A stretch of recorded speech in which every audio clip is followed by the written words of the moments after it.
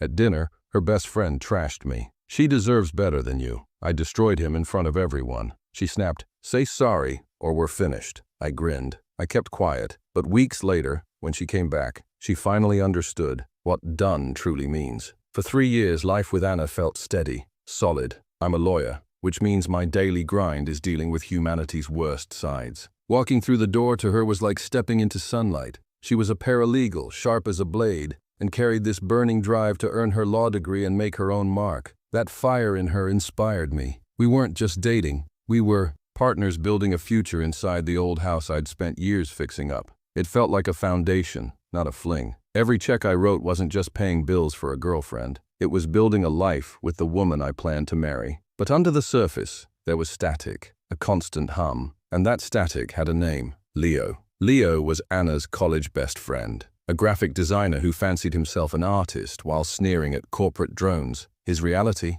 Designing menus for taco spots to scrape by. To Anna, he was her ride or die, her platonic soulmate, the protector. To me, he was a parasite with a superiority complex, and undermining me was his full-time hobby. He was subtle about it. Slick digs masked as compliments, poison slipped in sugar. His favorite weapon? Anna's ex, Alex, a musician who had once shattered her heart. If I surprised Anna with a trip, Leo would reminisce about some spur-of-the-moment road trip he and Anna once took. "Remember that, Anna?" He'd sigh. "Moments like that can't be planned. You need someone who gets you." The implication was always clear. I was safe but boring, and he was the guardian of her real self. And Anna? She swallowed it whole. Anytime I hinted he was crossing lines, she'd defend him. "He's just being Leo. He was there when Alex crushed me. He's family, Jack, but I'm patient. My job demands it." You don't pounce on the first hint. You let someone bury themselves. I waited for Leo to hand me the rope.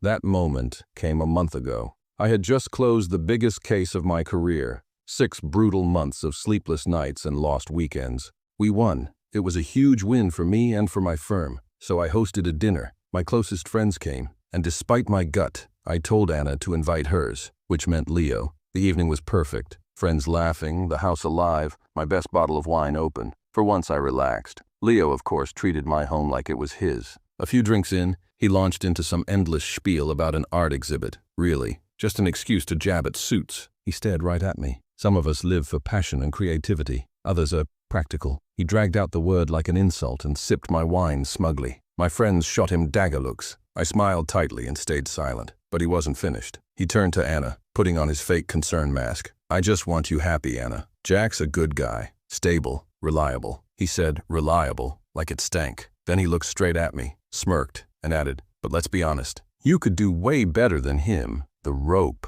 Silence crashed over the table. Anna blushed at her plate. My friends clenched fists under the table. And me? The prosecutor inside me woke up. I set my utensils down slowly, laced my fingers, and locked eyes on Leo. "Bold statement," I said softly. "Tell me, what exactly does a better man look like for Anna? Be specific." He faltered, expecting a fight, not a cross-examination.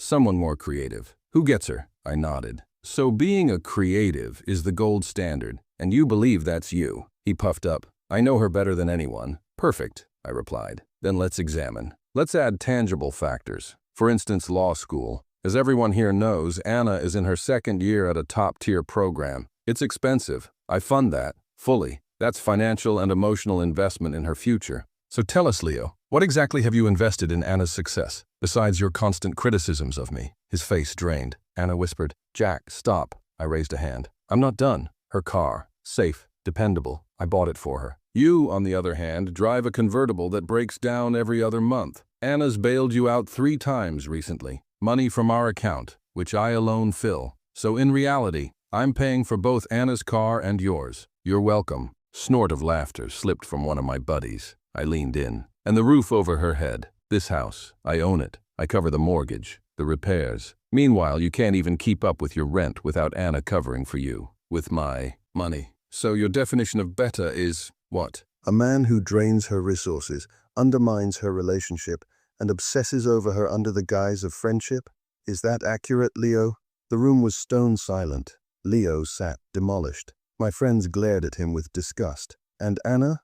Her face. Twisted, not with gratitude but fury. She shot to her feet, chair scraping hard. How dare you humiliate him like that? She hissed. He humiliated himself, I replied flatly. I just presented the facts. Apologize, now, or we're done. And there it was, the ultimatum. She chose her parasite over me. Love didn't just die, it was executed. I smiled faintly, said nothing, got up, wine glass in hand, and walked away. Case closed. The fallout came fast. She stormed out with Leo that night, moving into his cramped place. She expected me to chase, beg, grovel. Instead, I vanished. Calls ignored, texts unanswered, friends shut down. I packed her belongings into boxes, changed locks, reset codes. Then I made 2 calls. First, to her law school, canceling the scholarship I'd been funding. Second, to my firm, rescinding the internship I'd secured her. My support had been rooted in partnership. She destroyed that. 2 weeks later, she showed up at my door. Key useless. She looked wrecked. We need to talk. No, Anna, I said. We don't, she begged. It was one fight. Don't throw away 3 years. It wasn't a fight. It was truth. You had to choose, and you chose him. Her face paled when I added, your tuition is due next week. And the internship? Gone. Actions have consequences. You demanded an apology. I chose over. I closed the door on her tear-stained face. Her life unraveled. Dropped out of school. Lost the dream. Now trapped with Leo. Bitter and broke. He got the girl, but the broken version. This wasn't revenge. It was enforcement. She wanted to know what done really means. Now she does. It means the support ends, the investment stops, and the builder walks away, leaving you in the ruins you helped burn.